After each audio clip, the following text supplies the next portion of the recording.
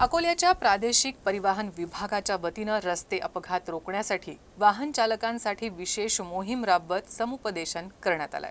या मोहिमेअंतर्गत अकोला शहर, बाळापूर रोड, पातूर रोड या ठिकाणी वाहतूक नियमांचं उल्लंघन करणाऱ्या एकूण 33 वाहनांची तपासणी करण्यात आली आणि एकूण 17 केसेस करण्यात आल्या आहेत। तसंच वाहन चालवताना मोबाईलवर बोलणारे, विना हेल्मेट दुचाकी चालवणारे, विना इन्शुरन्स, चुकीच्या दिशेनं वाहन चालवणारे, ट्रिपल सीट इत्यादी मोटर वाहन अधिनियम 1988 अन्वये कार्यवाही करण्यात आली आणि रस्ता सुरक्षा नियम पाळणाऱ्या बाबत मोटर वाहन चालकांचं समुपदेशनही करण्यात आलं। या कारवाईत प्रादेशिक परिवहन अधिकारी, कार्यालयाचे अधिकारी, कर्मचारी सहभागी झाले होते।